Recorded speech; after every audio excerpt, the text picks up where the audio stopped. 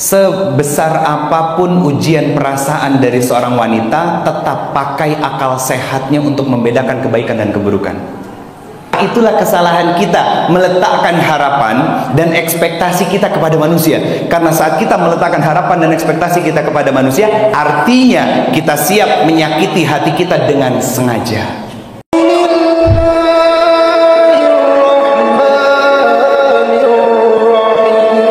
Salah satu istrinya Nabi SAW yang bernama Ummu Salamah pernah bertanya kepada Rasulullah SAW, "Ya Rasulullah, manakah yang lebih utama, wanita surga atau wanita dunia?" Maka Rasulullah SAW menjawab, "Yang lebih utama adalah wanita dunia, asalkan dia salihah." Itu term and conditionnya. Jadi syarat dan ketentuannya udah. Asalkan salihah, itu kriterianya. Nah sekarang wanita yang salihah itu seperti apa? Nanti akan saya sampaikan juga, dan harus bagaimana. Terutama wanita salihah ini mereka harus siap ketika menghadapi seorang suami yang tidak sesuai dengan ekspektasi. Betul bunda? Ini agak berbeda sama Masjid Istiqomah kemarin. Kalau Masjid Istiqomah kemarin 60%-an itu akhwat yang usianya seusia mama saya. Tapi kalau di sini dominannya para wanita muda yang semoga ini bisa menjadi sebuah bekal kebaikan. Jalannya masih panjang. Yang ya ada beberapa bunda yang sudah berumur juga, tapi lebih banyak yang masih muda. Semoga ini bisa menjadi bekal untuk kita memperbaiki, terutama hubungan kita dengan Allah Subhanahu Wa Taala. Kalau kita tanya kepada Quran tentang wanita salihah, kita buka di Quran surat keempat, ayatnya 34. Kata Allah Subhanahu Wa Taala, ciri wanita salihah itu fasolihatu qanitatu, yaitu qanitat. Apa qanitat? Nanti saya jelaskan. Yang kedua, setelah qanitat, hafidhatul lil ghaib bima hafizallah, yaitu hafizatu, hafizah. Nah, apa qanitat itu? Artinya dia taat kepada suami dalam hal kebaikan saja, bunda. Jadi wanita yang qanitat itu dia taat kepada suami dalam hal kebaikannya saja. Jadi kalau suami, mohon maaf bunda, yang baru belajar hijrah, tiba-tiba diajak suami untuk reunian. Nah suami bilang, "Mah, boleh enggak kalau dibuka dulu jilbabnya? Soalnya mama baru kan pakai jilbab juga, enggak apa-apa. Nanti takutnya teman-teman nganggap kita keluarga yang ekstrim." Kata siapa? Kata suami. Maka seorang istri boleh menolaknya dengan kalimat, "Papa, sayang, solehku, imamku." Suka gitu manggil suami? Belajar, ya, belajar. Saya bilang wanita solehah itu lisannya lembut. Coba, bisa nggak? Insya Allah bisa. Paling ditanyain, "Mama kesurupan apa?" Iya, suamiku salih, imamku. Kan mama bisa pakai jilbab begini berkah dari doanya papa. Siapa tahu sayang, mama pakai jilbab begini di depan teman-teman yang lain bisa menjadi syiar dakwah tanpa kita harus mengajak mereka dalam kebaikan. Lewat perbuatan, lewat sikap dan lain sebagainya. Nah itu boleh bunda. Itu tidak berdosa. Ya, yang berdosa itu ketika suami mengajak pada kebaikan tapi kita tidak taat. Nah itu qanitat. Jadi ketaatan kepada suami, hafizatul lil ghaib, maksudnya apa? Menjaga diri, menjaga apa? Kehormatan. Sebagai seorang wanita, iya, kehormatannya dijaga. Bagaimana cara menjaganya? Nah, saya mau tanya dulu nih. Ini kan para muslimah semua sudah izin sama suami datang ke sini atau ngasih tahu? Ini kalimat saya simak ya. Sudah betul-betul izin kepada suami atau ngasih tahu? Gimana izinnya coba? Pak, mau ada kajian di Masjid Ar-Rahmah besok atau hari ini jam 9, betul? Yang ngisinya Ustadz Ridho, selesai? Itu ngasih tahu namanya. Hah? Oh diantar juga. Nih bunda, kalaupun diantar, kalimat izin itu begini, sama persis kalimatnya. "Sayang, aku mau ikut kajian, boleh nggak? Di Masjid Ar-Rahmah ada Ustadz Ridho yang ngisinya." Kata suami, "Silahkan, yuk diantar." Tanya, "Papa ridho nggak aku berangkat?" Bukan, oh minta keridoan suami loh. Kau malah oh itu bunder. Minta keriduan suami bunda itu baru izin namanya. Sekarang kita coba introspeksi diri kita. Kenapa selama ini dapat ilmu tapi nggak ada yang membekas? Karena nggak mendapatkan keberkahan dan ridho dari Allah. Karena kita tidak pernah minta ridho suami. Bunda mohon maaf ya, kita nggak pernah tahu kenapa ada kalimat papa ridho nggak aku berangkat. Takutnya pagi hari suami ngelihat kita udah cantik wangi, syahwatnya muncul karena kita izin pengen berangkat, ditahan sama dia, zolim. Di situ laki-laki suami bunda ngelihat bunda cantik seperti ini, bersih wangi gitu kan, tiba-tiba pagi yang seharusnya dia mungkin istirahat santai, tiba-tiba syahwatnya muncul, harus segera dilayani kalau dia minta. Tapi karena tahu suami istrinya mau berangkat ngaji, dia kalahkan hasratnya. Itu maksud saya bunda. Atau mungkin dia mau dilayani dulu yang lain dan lain sebagainya. Itu kenapa kalimat tambahannya adalah papa ridho atau tidak. Itu baru izin. Berarti selama ini ngasih tahu. Nah, ini hafizatul ghaib bunda, menjaga kehormatan suami saat tidak ada suami di depan mata kita.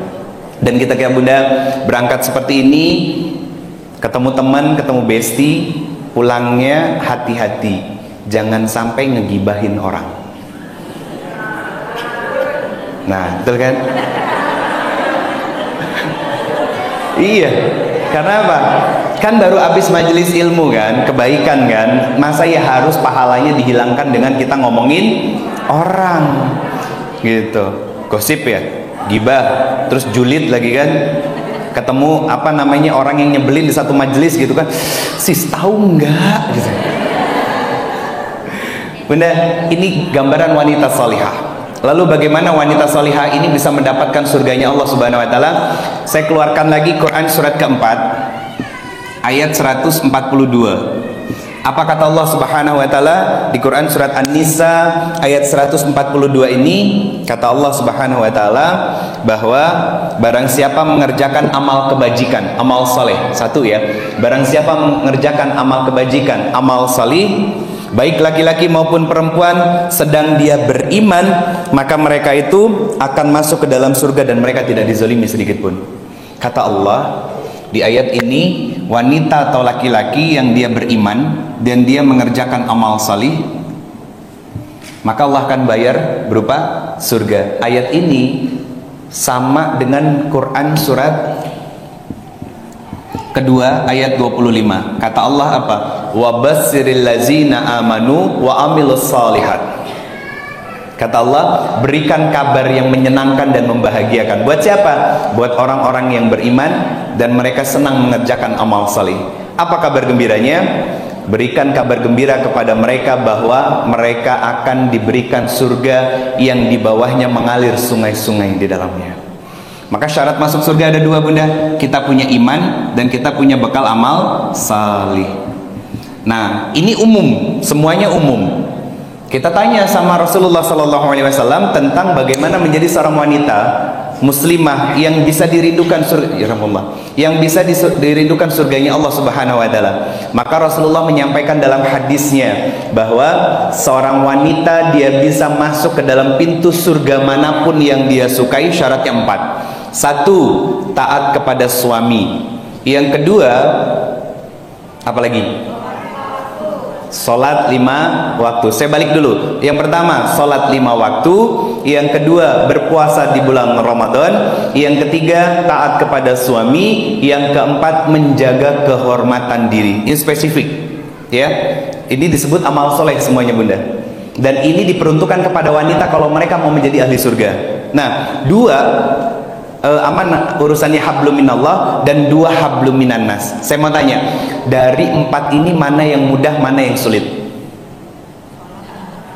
Salat sama puasa mudah, ya. Yang sulit taat sama suami dan menjaga kehormatan. Tapi bunda, yang 2 sulit ini itu yang 2 mudah ini itu bisa menjadi sebab mudahnya yang 2 berikutnya. Kenapa kita masih sulit untuk mendengarkan nasihat suami? Kadang kalau dinasehatin suami, tapi Pak, dan bahkan kadang-kadang ya tanpa sadar nih, kita sendiri nih ya, tolong jujur, yes or no. Kadang kita sebagai wanita dan sebagai seorang istri, padahal kita yang salah, kita yang ngambek sendiri. Hah? Betul? Iya kan? Tiba-tiba ia salah sendiri ya kan? Tiba-tiba ada aja barang yang disimpannya, padahal bisa pelan gitu. Tahu jalan itu kayak rumah tuh goyang. Padahal berat badan biasa aja bunda. Duk. Tiba-tiba nutup pintu, jeleger. Terus dia maksa nyuci piring, suaminya nggak peka bunda. Dalam kondisi udah mulai tantrum seperti itu, seorang istri. Bener kan tantrum bunda? Iya kan? Iya kan lagi tantrum kan? Suaminya nggak peka. Suaminya nggak peka. Nah, kenapa suaminya nggak peka? Nggak ngaji ilmu agama ya begitu bunda. Terus udah nyuci piring, gelas sama piring beradu. Coba masak juga, suaminya nggak ngedatengin juga. Masak sutil sama wajan beradu juga, nggak kedengaran juga.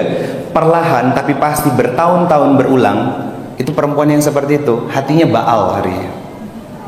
Baal, kebas, nggak lagi merasakan atau mengharap suami akan nyamperin dia dengan kalimat sayang kenapa, itu kan? Akhirnya mati rasa sebagai seorang perempuan, bukan mati rasa dalam hal konotasi negatif, bukan, untuk dirinya sendiri. Akhirnya apa? Ya terserah papa. Nah di sini kita harus berpikir bahwa yang namanya rumah tangga itu bukan take and give. Kalau take and give itu ukhuwah, persaudaraan antara kita dengan sesama akhwat, ikhwan dengan ikhwan, ya itu ukhuwah, take and give. Tapi kalau pernikahan itu 3, giving and giving, itu pernikahan. Perumpamannya begini, kalau perumpamaan cinta, apa arti cinta? Sayang. Apa arti sayang? Cinta, sama aja. Apa arti cinta? Apa bunda? Nah yang sudah senior silahkan bunda. Apa? Oh kita harus belajar dari beliau kan. Beliau sudah banyak makan asam garam, tinggal diaduk jadi sayur asam. Kenapa bunda? Cinta buta itu apa? Ya seperti kalian para istri. Ayo ngaku nggak? Cinta buta sama suami kan? Jangan bilang enggak, nanti saya kulitin malu loh. Saya tahu psikologi perempuan itu seperti apa. Dan dari sini kelihatan muka-muka bermasalahnya. Loh buktinya ngaji kan? Mau ngapain ngaji coba? Cari ilmu kan? Memperbaiki diri, memposisikan diri selama ini di mana letak salahnya. Betul kan? Sehingga kita layak menjadi seorang wanita surga yang Allah turunkan ke dunia sehingga mendapatkan titel soleha karena ilmu yang kita miliki. Betul kan? Nah, apa arti cinta? Perasaan, rasa. Iya, karena rasa enggak pernah bohong. Iklan jadinya. Bingung kan? Saya mau tanya, cinta sama suami, apa deskripsi cinta itu coba? Nggak tahu kan? Karena kebanyakan dari kita modal nikahnya 2. 1 cinta, kedua pekerjaan, status sosial, harta. Lupa sama yang ketiga apa? Ilmu bagaimana menjadi seorang istri, menjadi seorang suami, menghadapi suami dalam kondisi yang tidak ideal, bagaimana menghadapi istri ketika dia tantrum dan lain sebagainya. Ustadz, kenapa suaminya dibilang tidak ideal dan istrinya tantrum? Ya karena istri tantrum itu istri. Karena begini bunda, anak kecil kalau lagi tantrum obatnya apa? Obatnya apa? Dipeluk. Dan seorang istri yang tantrum itu obatnya cuma 1, dipeluk sambil dibisikin sama suaminya, sayang maafin aku yang salah. Doain suami bisa begitu, bukan malah bukan bunda. Iya, doain suami bisa seperti itu bunda, karena itu kondisi ideal. Ketika seorang istri tantrum ya, dia yang salah kan, dia ngambek. Bukankah bunda selama ini merasakan hal itu sebelum menjadi seorang istri? Terhadap siapa? Ayah. Betul kan? Ngambek masuk kamar, mau nggak mau bapaknya ngetok pintu. Nah, sayang, kakak, buka dong pintunya, masa papa nggak boleh masuk sih? Kan gitu.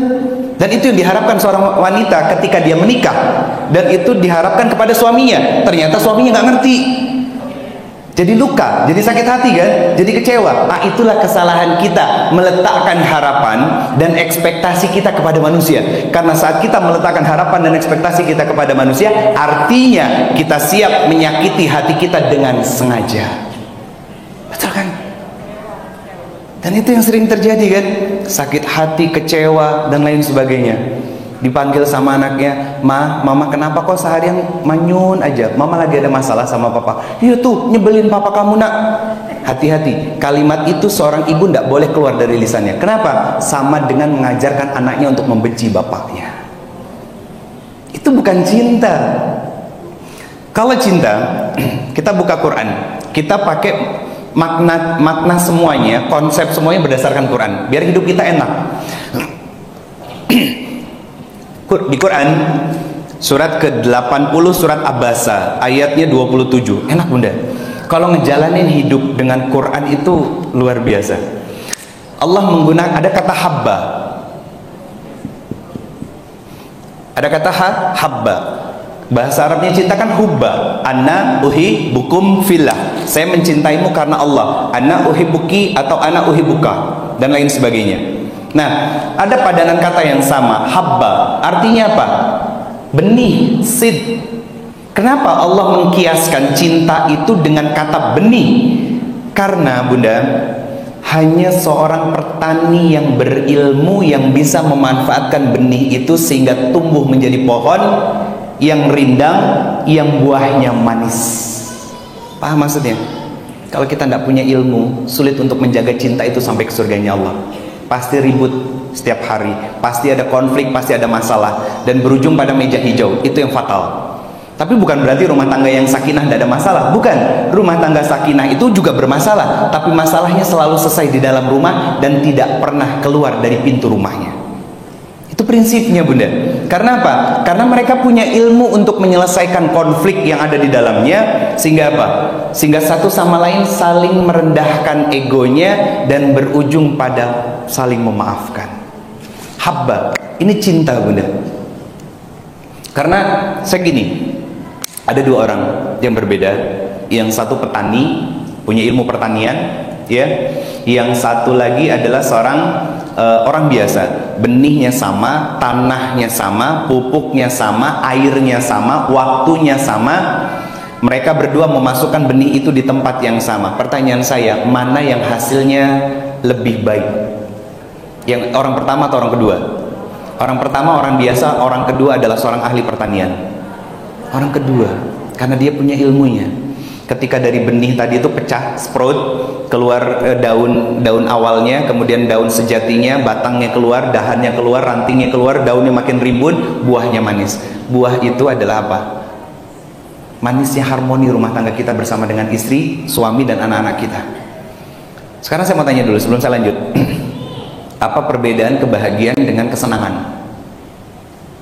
Sebelum dijawab, saya mau tanya, suaminya bunda itu kebahagiaan atau kesenangan? Masa suami kalau selingkuh masih bahagia? Kan? Berarti dari situ kita bisa ngambil sebuah pelajaran. Suami kita itu bukan kebahagiaan dan bukan sumber kebahagiaan. Suami kita itu hanya kesenangan bunda. Karena sifatnya kesenangan itu sementara. Kalau kebahagiaan itu kekal. Nah, nanti saya sampaikan gambaran perbedaannya, ya. Saya mau tanya, ini mobil berjajar di luar, kesenangan atau kebahagiaan? Nah, itu baru paham sekarang kan? Karena kalau itu dianggap sebagai kebahagiaan, ditabrak sama orang, ngomel kita, hilang kebahagiaannya, betul kan? Ini gambaran sederhana loh. Nah, sekarang yang jadi masalah adalah suami kita anggap sebagai sumber dari kebahagiaan kita. Salah. Kalau suami kita adalah sumber dari kebahagiaan kita, maka Asia akan menjadi orang yang paling terzolimi karena dia tidak bahagia suaminya seperti itu. Betul kan? Siapa suami Firaun? Suami Asia. Ya itu, salah sebut kan? Aduh, gagal jadinya kan? Nah, ini bunda, ini menjadi sebuah gambaran, pelajaran buat kita bahwa sumber kebahagiaan utama itu bukanlah suami kita. Bukan. Dia hanya wasilah. yang penuh keterbatasan dan banyak kekurangannya, sama halnya seperti kita. Saya tadi pagi baru posting di Instagram saya tentang apa? Kesalahan kita dalam dinamika rumah tangga itu selalu dan senang mengungkit dan membaca kekurangan pasangan. Makanya kalau ada yang datang ke rumah Bunda, sudah ratusan pasang datang ke rumah, saya selalu mewanti-wanti, silahkan bertanya tapi tidak boleh curhat. Atau yang DM ke Instagram dan ke WhatsApp saya selalu wanti-wanti, silahkan bertanya tapi tidak boleh curhat. Kenapa begitu? Nih, kalau nanya begini, Ustadz, apa yang harus saya lakukan ketika saya bermasalah dengan suami saya? Itu tanya. Tapi kalau curhat itu begini, Ustadz, suami saya nyebelin, dia keras, dia kaku, dia nggak sholat, dan dia melakukan banyak kemaksiatan. Nah, itu saya nggak pernah mau dengar. Kalaupun saya baca, saya balas, saya cuma balas dengan kalimat sederhana, perbaiki hubungan Anda dengan Allah, karena saat rumah tangga hubungannya renggang, itu isyarat dari Allah bahwa hubungan kalian juga renggang kepada Allah. Selesai. Tapi Ustadz, udah nggak saya ini lagi, nggak saya balas lagi kecuali dengan satu kalimat, barakallahu fikum. Selesai. Karena itu akan terus Bunda. Dan perempuan itu kan senang mengungkapkan, bahasa sederhananya apa? Cerewet, bawel, pengen dan butuh validasi dari perasaannya. Betul kan? Proses validasi perasaannya, dan itu yang dilakukan. Nah, kalaulah seandainya kebahagiaan seorang wanita itu tergantung pada suaminya, maka Asiyah gak akan pernah bahagia Bunda. Tapi nyatanya Asiyah sampai menjelang wafatnya dibahagiakan oleh Allah Subhanahu wa taala. Bahkan di Quran surat ke-66 ayat ke-10, surat At-Tahrim, dengan doanya, ya Allah, bangunkan istana di dalam surgamu untukku. Ada 3 doanya Bunda. Yang kedua, apalagi, jagalah diriku dari kezoliman suamiku. Siapa? Fir'aun. Yang ketiga, jagalah diriku dari keburukan orang-orang yang ada di sekitar Fir'aun. Wafatnya bagaimana Asiyah? Dipasung kanan kiri, tangan dan kakinya diikat, dilempar pakai batu yang beratnya lebih berat daripada berat tubuhnya. Sebelum batu itu menyentuh tubuhnya, Allah bukakan gambaran tentang kehidupan setelahnya apa? Surga, sehingga dia tersenyum Bunda. Siapa yang mengeksekusinya? Algojo dari Fir'aun tepat di depan mata Fir'aun sendiri. Tapi dia bahagia Bunda. Iya kan? Nah, suami Bunda kan sholat masih sholat, iya. Puasa masih puasa, betul? Iya kan? Dan suami Bunda bukan Fir'aun kan? Harusnya lebih bahagia. Betul kan? Pernah bunuh orang nggak suami Bunda? Gak pernah. Kadang sama kecoa aja sungkan dia. Betul kan? Sama kecoa aja sungkan. Gak pernah bunuh orang sama sekali, kecuali membunuh perasaan Bunda sebagai seorang istri. Betul ya? Iya. Jadi Bunda, saya berharap kita bisa memahami konsep sederhana ini yang Allah inginkan. Sebelum saya lanjut, saya review dulu bahwa seorang wanita salihah itu cirinya 2 untuk dirinya. Pertama, qanita, taat kepada suaminya. Yang kedua, dia menjaga kehormatan dirinya saat suaminya tidak ada. Artinya begini Bunda, yang paling gampang, mau ada datang teman kita ke rumah, walaupun perempuan, sebelumnya wajib ngasih tahu dan nggak boleh dadakan, biar kita sebagai pemilik rumah izin sama suami. Kita juga harus tahu diri mau bertamu itu. Nabi aja pulang safar, bikin tenda di dekat kota Mekah atau Madinah. Sebelumnya Nabi mengutus sahabat untuk memberitahu istri-istrinya bahwa Nabi akan pulang. Itu yang dilakukan sama Nabi. Apalagi kita mau bertamu, udah nggak tahu diri, datang ke rumah ngabisin makanan. Kan zolim itu. Dan nggak boleh. Kita menjaga kehormatan diri kita sebagai wujud dari menjaga kehormatan suami. Lalu bagaimana wanita solihah itu bisa mendapatkan surganya Allah? Tadi Nabi mengatakan 4. Pertama, tentang puasa dan sholat. Yang kedua, tentang ketaatan kepada suami dan juga menjaga kehormatannya. Nanti ini saya kupas Bunda.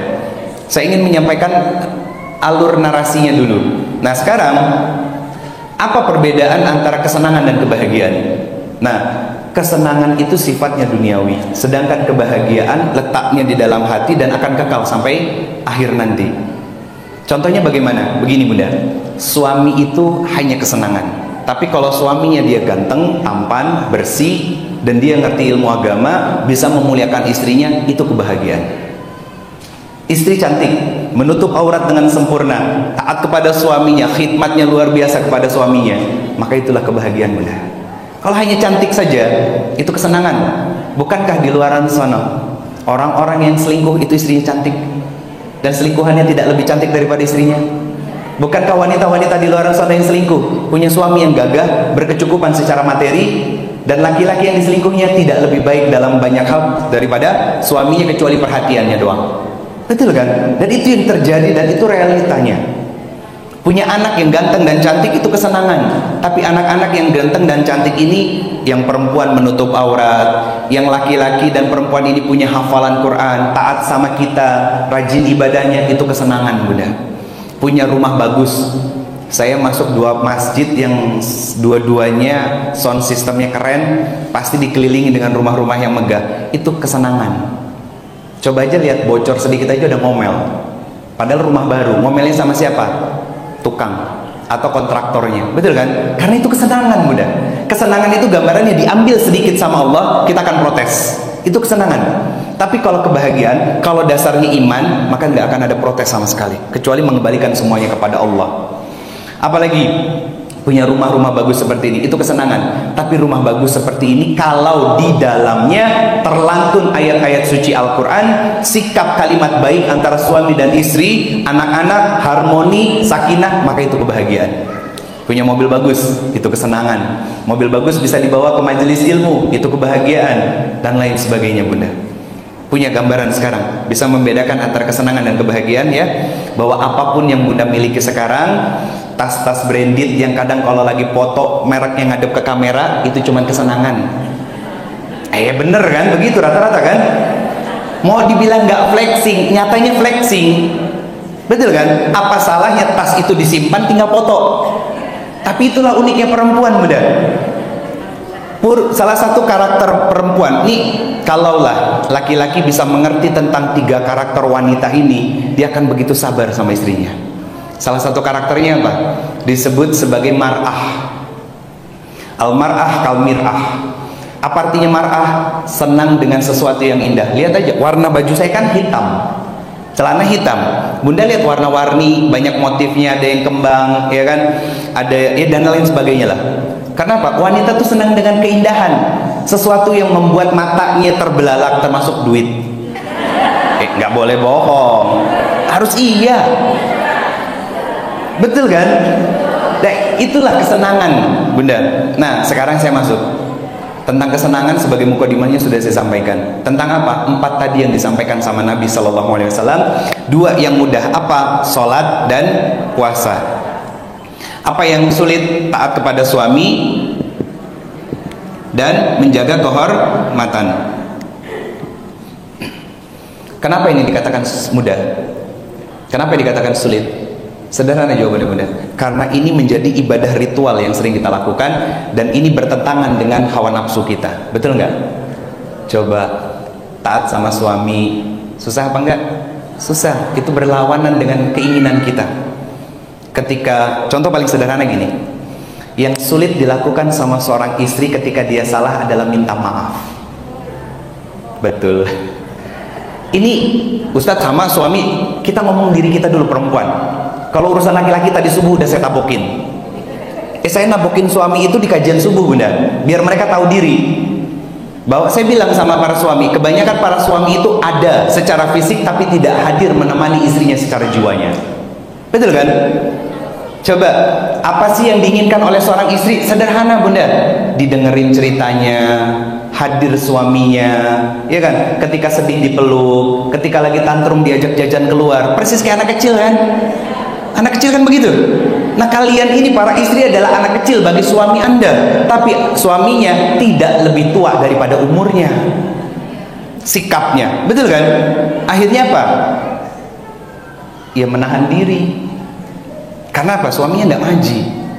Beda halnya, Bunda. Saya gini, saya biasanya kalau pulang safar seperti ini atau habis kegiatan dari luar, Bunda, sampai di rumah setelah saya lepas pakaian dan berganti pakaian, yang saya tanyakan sama istri saya sederhana, sayang, hari ini ada yang mau diceritain nggak? Saya dengar, saya dudukin. Walaupun setelah 5 menit, 10 menit saya ketiduran, Bunda, tapi ada ikhtiar yang saya lakukan. Ini jujur saya sebagai suami, Bunda. Respon istri biasanya pertama ketika tahu suaminya ketiduran, ih nyebelin, kan gitu kebanyakan. Nah, akhirnya apa? Ketika dia sudah mengatakan ih nyebelin, setelah itu dia sadar suaminya capek, lelah, seharian sudah di luar. tapi itu jauh lebih diapresiasi sama seorang istri. Sampai pada satu masa kemarin, belum lama, istri saya tanya sama saya, ayah, kalau besok bunda kan rebutan nih, kan saya bilang sama istri, sayang kayaknya ayah dulu deh yang bakalan dipanggil sama Allah. Enggak, bunda dulu, ayah dulu. Karena apa? Ayah nggak akan pernah bisa menggantikan peran bunda buat kakak, putri saya bunda. Terus kata istri apa? Kalau seandainya bunda dulu, kira-kira ayah akan nikah lagi atau enggak? Jawabannya gimana? Ya itu suami bunda, bukan saya. Kalau saya kasih jawaban sama istri saya. Ini istri saya nyonton juga, kan ini live. Apa yang saya jawabnya?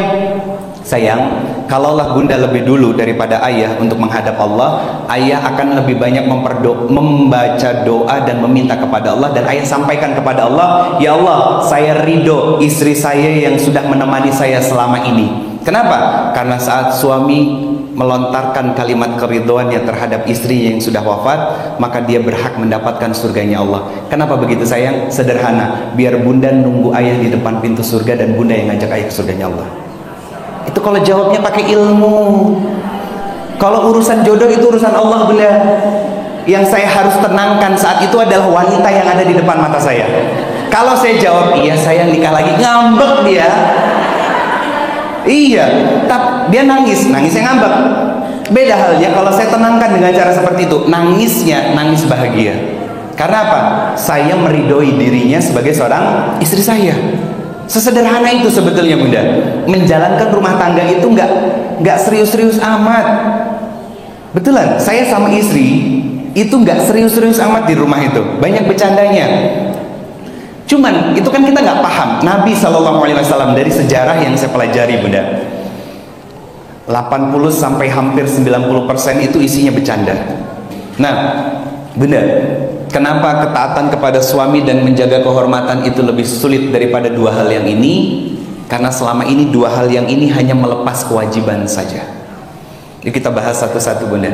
Padahal dua hal ini ketika dilakukan semaksimal mungkin sesuai dengan standar yang Allah mau, itu bisa menjadi penjaga diri kita dari dua hal yang kemudiannya. Menjaga bagaimana? Semakin taat sama suami. Ketika suaminya nyebelin, ya, ketika suami yang salah, dia mendatangi suaminya dan mengatakan dalam tangan yang disimpan di atas tangan suaminya, sayang, aku nggak akan bisa tidur sebelum kamu mau maafin aku. Padahal suaminya yang salah. Itu wanita surga bunda. Dan kadang suami begini bunda, suami itu kadang bilang ketika tahu istrinya salah, dia pakai dalil tapi nggak pada tempatnya. Contoh paling sederhana, kenapa sih kamu nggak ngerti? Kenapa kamu nggak datang lebih dulu minta maaf? Bukankah wanita yang soleha? Bahkan sampai Nabi mengatakan, kalau seandainya aku perintahkan manusia sujud kepada manusia yang lain, aku perintahkan seorang istri sujud kepada suami. Suami yang begitu pengen saya getok kepalanya bunda. Karena hadis ini itu bukan buat diucapkan suami, tapi apa? Menjadi ilmu bagi seorang istri, sehingga dia sadar betapa penting dan utamanya suaminya. Termasuk ketika suami salah ataupun benar, hadis yang tadi, istri yang salihah akan mendatangi lebih dulu suaminya dan meletakkan tangannya di atas tangan suaminya dan mengatakan, sayang, malam ini aku tidak akan pernah tertidur lelap kalau seandainya engkau belum memaafkan aku. Dan ini ritual sederhana yang saya lakukan bersama istri bunda. Mau tidur berhadapan, sayang, maafin ayah ya selama ini, hari ini kalau ada yang salah. Karena kita nggak tahu bunda besok pagi masih bisa bangun atau enggak, betul kan? Ini kan satu kebaikan yang harus kita hidupkan dalam rumah tangga kita. Ini sulit karena ininya tidak berkualitas. Kenapa begitu? Ayo kita kupas. Kenapa Allah perintahkan wanita yang salihah, ahli surganya Allah, yang bisa masuk ke dalam pintu surga manapun, 8 pintu surga, nama kita terukir di situ. Kenapa amalan pertama itu tentang sholat dan puasa? Karena dua amalan ini bunda punya indikatornya. Indikator. Saya keluarkan sholat. Quran surat ke 29 ayatnya 45. Surat Al-Ankabut bunda. Yang puasa Quran surat ke-3, surat kedua ayat 183. Apa kata Allah Subhanahu wa taala? Yang pertama dulu, Quran surat 29 Al-Ankabut ayat 45. Apa kata Allah? Inna salata tanha anil fahsya wal munkar. Betul? Hafal kan? Bahwa sungguh salatku dapat menjaga diriku dari melakukan kemaksiatan. Bukankah mengabaikan nasihat seorang suami itu adalah kemaksiatan? Bukankah saat dinasehati oleh seorang suami kemudian memotong di tengahnya adalah sebuah kemaksiatan?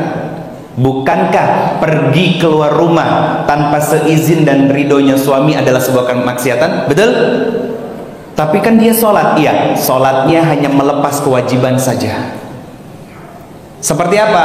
Ayo, di ayat ini ada turunannya di Quran surat keempat ayat 43. Apa kata Allah? Ya ayyuhallazina amanu la taqrabus shalah wa antum sukara hatta ta'lamuna ma taqulun.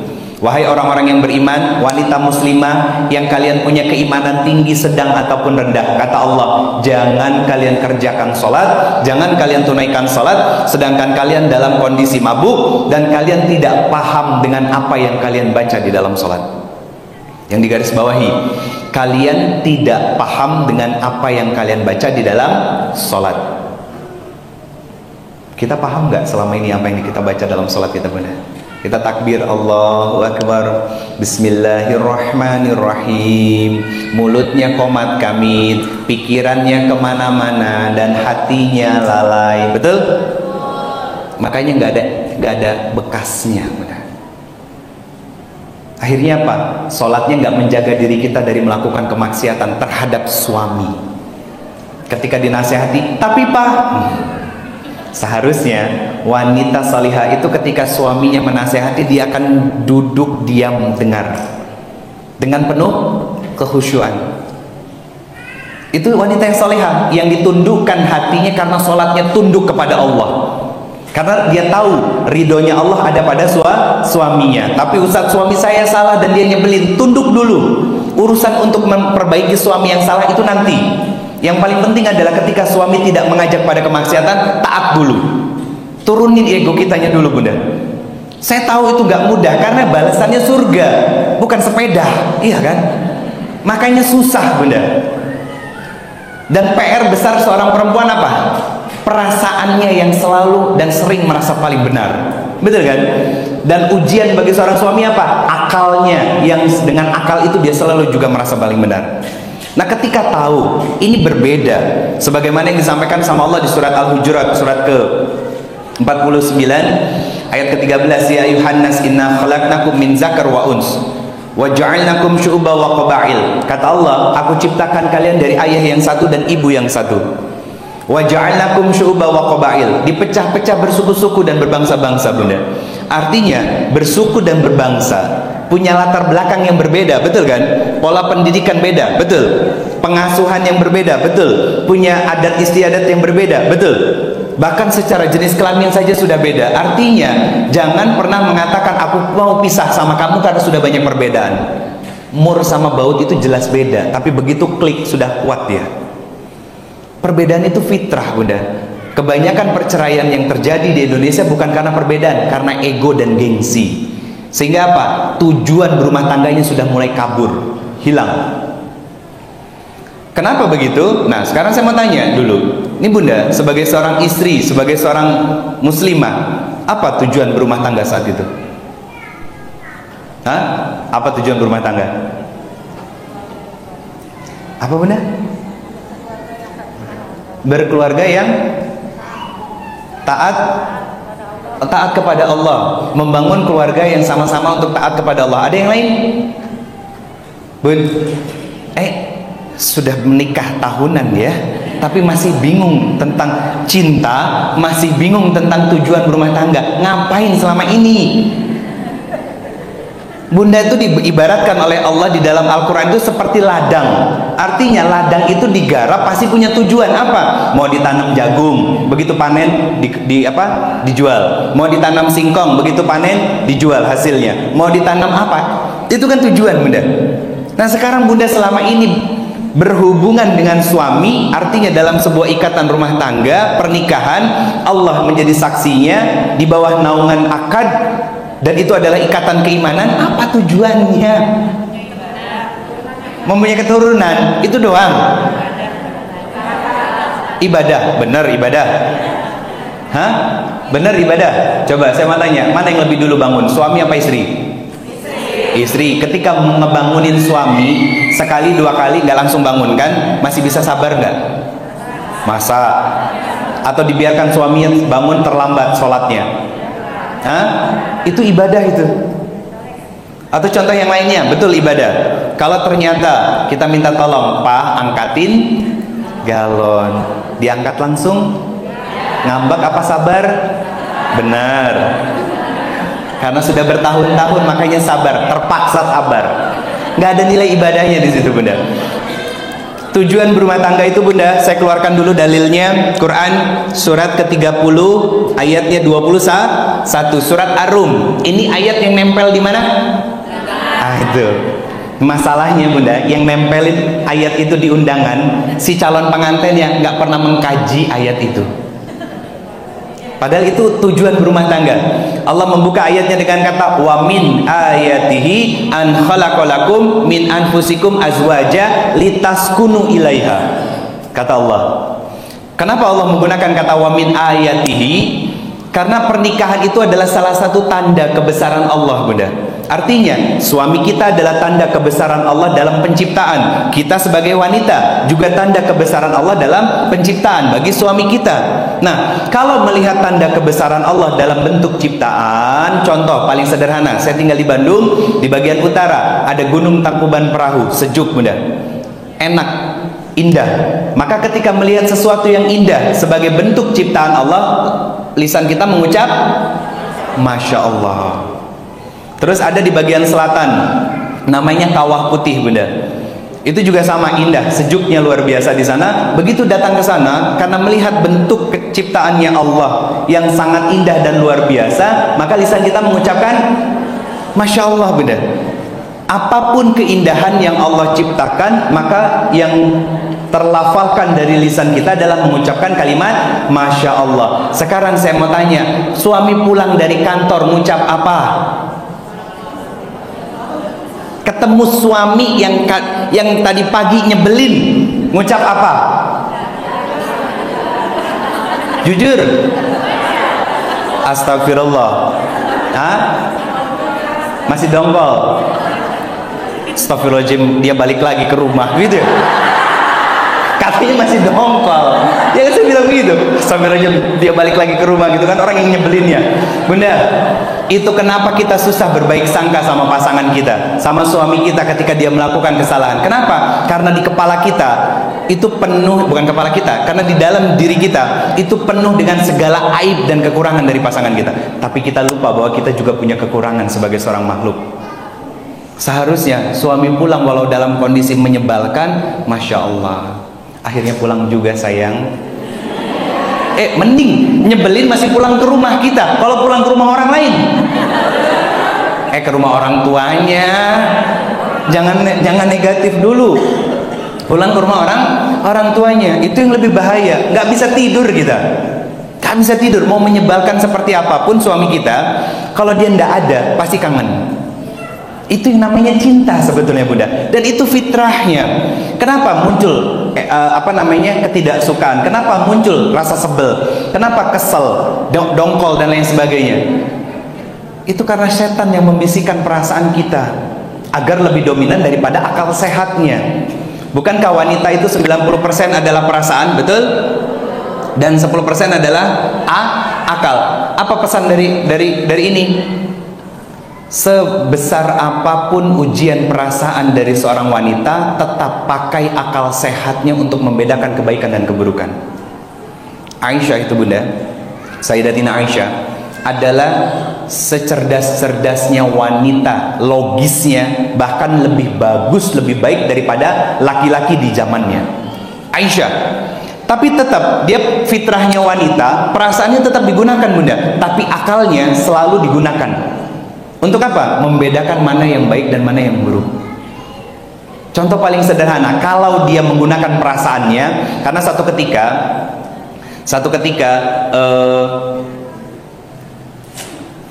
Hafsah itu lagi sakit bunda, dan Rasulullah sedang hari itu stay di rumah Hafsah diminta pulang sama Rasulullah ke rumah Umar buat istirahat di rumah orang tuanya. Rasulullah sendiri di situ. Nah, Maria Al-Qibtiyah kebetulan lagi pengen datang dan ketemu Rasulullah Sallallahu Alaihi Wasallam. Kebetulan di rumah Hafsah, datanglah ke situ dan Hafsah tidak ada. Hafsah yang tadinya sudah sampai di rumah orang tuanya pengen balik lagi, mendapati ada Maria Al-Qibtiyah di situ. Marah, ngambek. Iya kan? Akhirnya apa? Nabi minta kepada mereka dialog, diskusi. Apa yang dilakukan sama Nabi? Ini cukup hanya antara kita dengan Allah saja.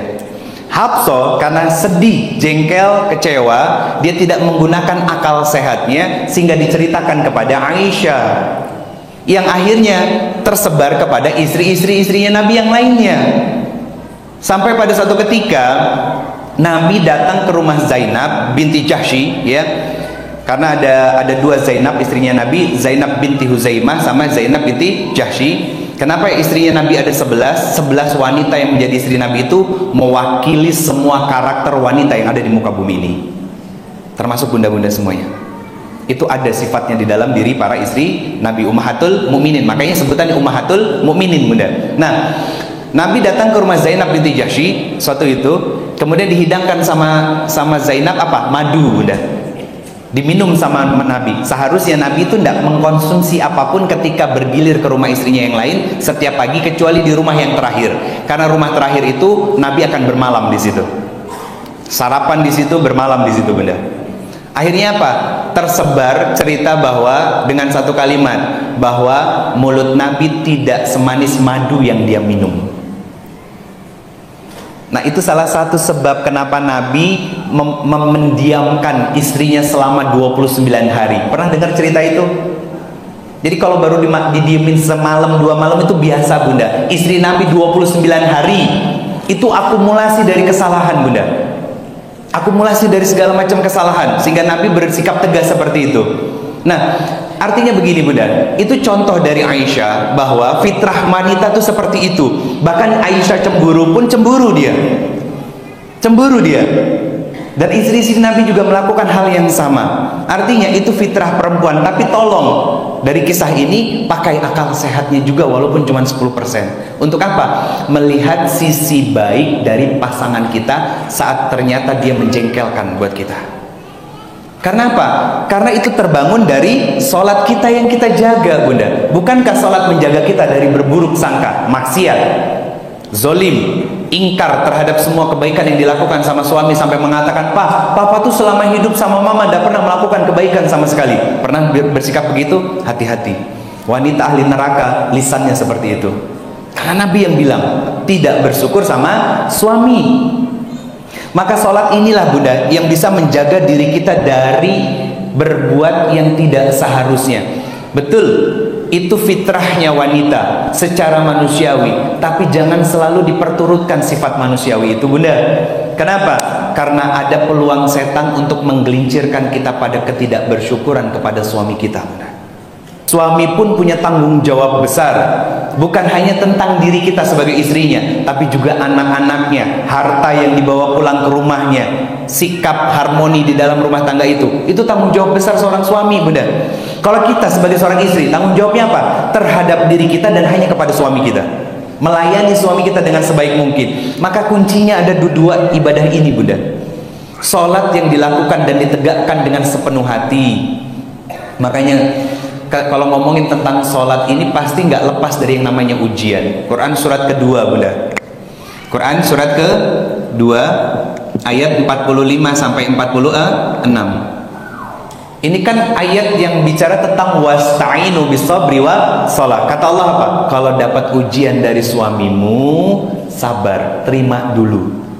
Terima bahwa itu terjadi dengan izin Allah. Allah pasti punya maksud dan tujuan kenapa bikin suami kamu jadi orang yang paling menyebalkan. Betul kan bunda? Dan itu tugasnya setan sebetulnya bunda. Di Quran surat kedua ayat 102, ma yufarriqu nabihi bainal mar'i wa jauzi. Kata Allah, aku akan cerai-beraikan pernikahan mereka. Tugasnya iblis, mereka menyuruh jin, namanya dasim jinnya itu. Namanya Dasim, ada filmnya, Nyi Dasima. Wujudnya perempuan tapi penggoda, betul? Nah, kalau saya nyebutnya itu Kunti Syar'i kalau sekarang. Laki-lakinya ada buaya tapi rambutnya hitam. Paham maksudnya? Pelakor pebinor itu bunda. Itu istilah yang saya pakai, ya.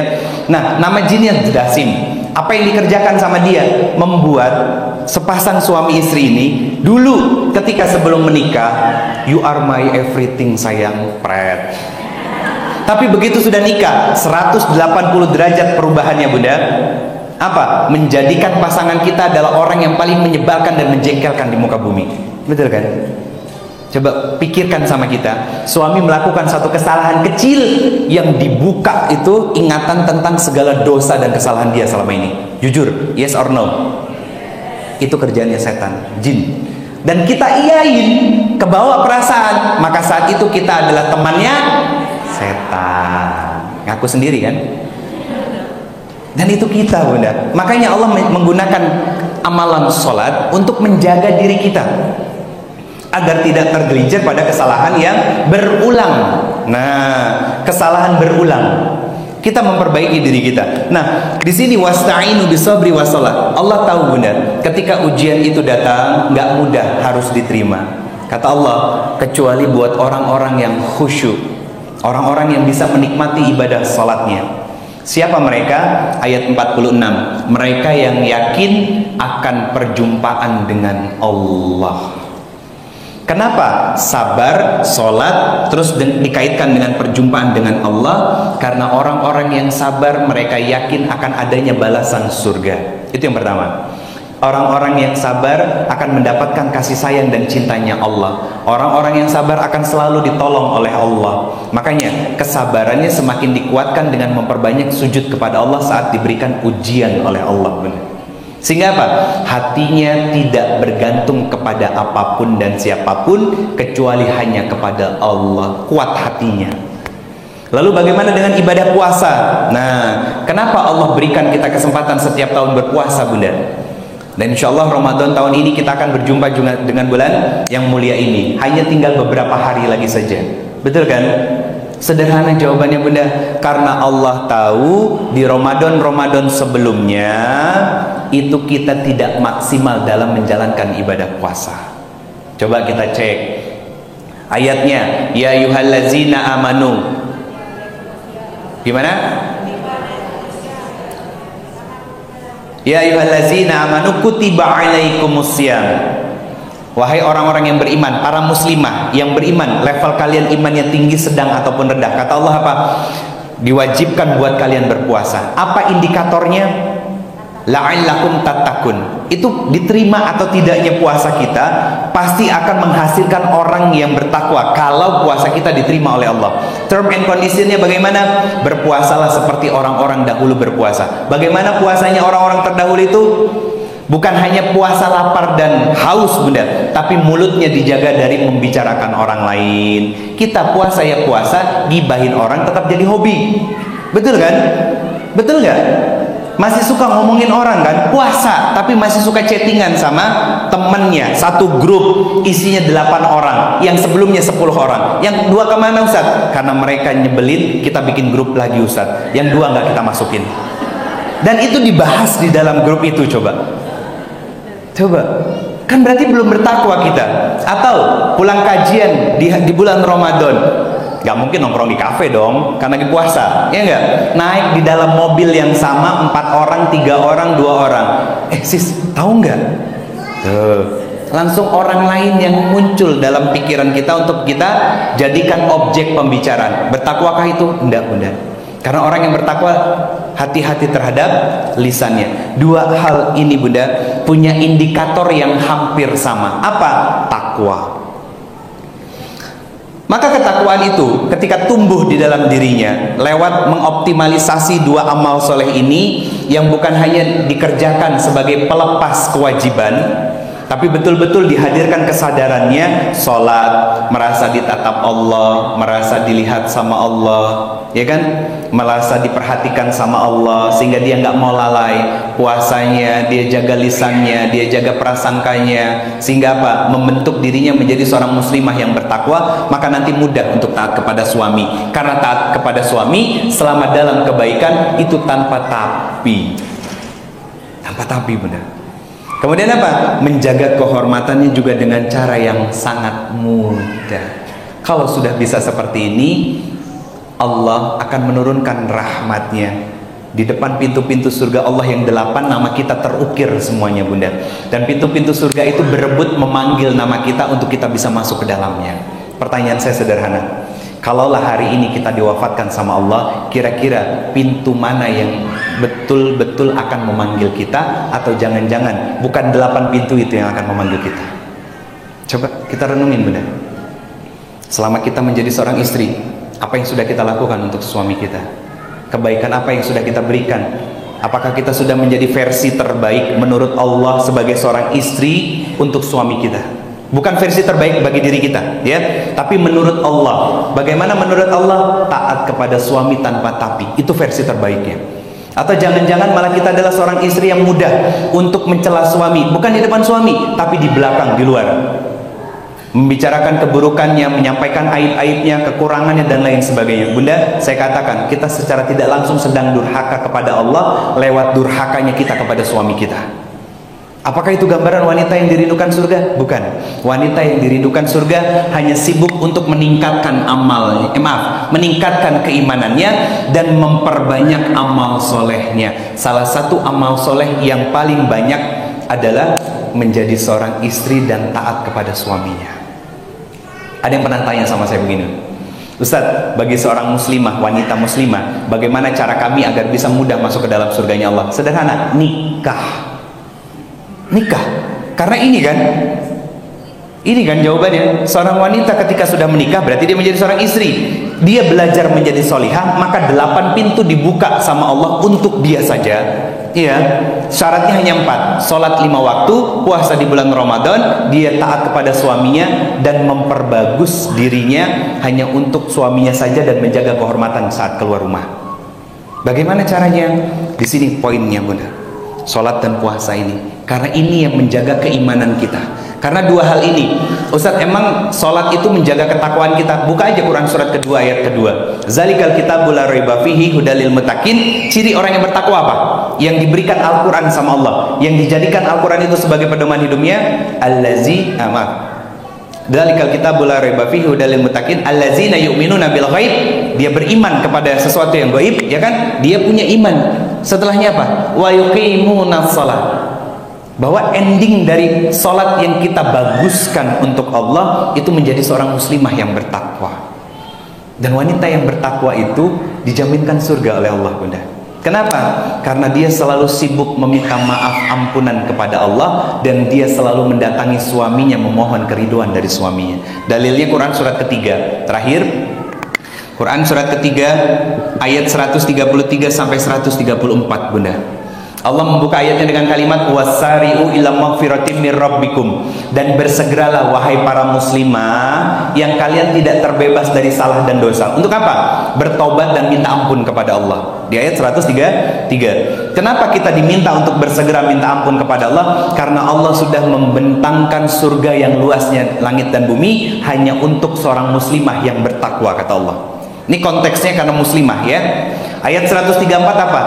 Ciri dari orang yang bertakwa ini selain bersegera minta ampun kepada Allah, lanjutannya mereka menginfakkan hartanya fissorro iwaddoro, dalam kondisi lapang ataupun sempit. Dan lanjutan kemudian, mereka wanita muslimah yang mampu menahan emosinya, amarahnya, dan mudah untuk memaafkan serta meminta maaf kepada suaminya. Dapat jawabannya, bunda? Pemaaf itu Pemaaf itu adalah orang yang akan ditunggu oleh surga. Orang-orang yang sabar itu, bunda. Pahala sabar itu bukan kita dihitung balasannya.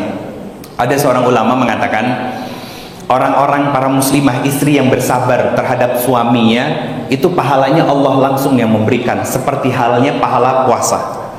Ulama mengatakan begini Bunda, saya kiaskannya seperti ini. Bunda tahu timbangan bayi, ya kan? Paling maksimal berapa kilo? Ada yang bidan 10 kilo kurang lebih ya, 5 sampai 10 kilo. Nah, timbangan bayi itu yang seharusnya untuk bayi ternyata dipakai untuk nimbang berat badan kita, jebol. Nah, itu nanti di akhirat, di yaumil mizan, ketika kita berdiri di yaumil mizan itu, di atas mizan itu, karena saking sabarnya kita, timbangannya jebol, pahalanya tanpa batas. Karena ada satu pintu sobur Bunda, dan kita akan disegerakan masuk ke dalam situ. Atau bahkan saking solehanya kita, silahkan pilih, terserah kamu maunya yang mana. Dipanggil nama kita, hei fulanah binti fulan, masuk kepadaku saja, aku sudah di dalam ini banyak kesenangan tanpa batas yang sudah Allah janjikan kepada kalian. Yang satunya lagi manggil, hei fulanah binti fulan, masuk saja kepadaku, karena di dalamnya juga ada sesuatu yang lebih indah dan lain sebagainya. Jadi wanita yang dirindukan surga itu tidaklah mudah, tapi bukan berarti susah. Selama yang kita jalani kehidupan sesuai dengan apa yang Allah mau, bukan semau gue. Jazakumullah khairan katsir. Alafu minkum hadanallahu wa iyakum ajmain. Assalamualaikum warahmatullahi wabarakatuh.